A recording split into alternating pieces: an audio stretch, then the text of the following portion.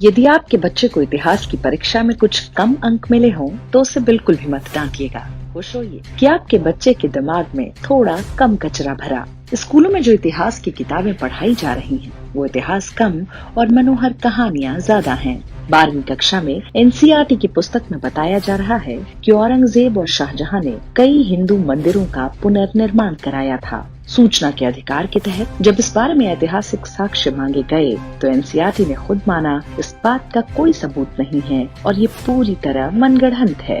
ये इकलौता झूठ नहीं है जो बच्चों को इतिहास के नाम पर पढ़ाया जा रहा है। एनसीईआरटी की किताबें यजुर्वेद के श्लोक का गलत अनुवाद करके बताती हैं कि हिंदुओं में दास प्रथा होती थी, जबकि यूनानी इतिहासकार मेगास्थनीज ने अपनी पुस्तक इंडिका में लिखा है कि भारत में दास प्रथा नहीं है और जन्म के आधार पर किसी से भेदभाव नहीं होता। जबकि ये तथ्य है कि बाइबल और कुरान में दास प्रथा को सही ठहराया गया है। एनसीईआरटी की किताबें आर्यों के आक्रमण की झूठी कहानी पढ़ाती हैं, लेकिन ये नहीं बताती कि बाबा साहेब अम्बेडकर ने इसे पूरी तरह गलत बताया था।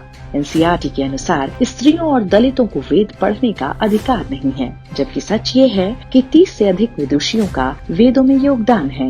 महर्षि वेद व्यास भी जन्म से शूद्र थे। मनुस्मृति के श्लोकों का गलत अंग्रेजी अनुवाद करके ये साबित किया गया कि हिंदुओं में जन्म के आधार पर जाति प्रथा पहले से थी। स्कूली किताबों में मुगलों का महिमा मंडन पहले भी था, लेकिन वर्ष 2004 में सत्ता में आने के बाद सोनिया गांधी ने जो इतिहास लिखवाया, उसका एकमात्र उद्देश्य हिंदुओं में अपने धर्म और संस्कृति को लेकर हीन भावना भरना था। सोनिया की पसंद पर ही ईसाई मिशनरी वॉल्सन थम्फू और कुछ मुस्लिम कट्टरपंथियों को इतिहासकार के नाम पर इसकी जिम्मेदारी दी गई थी।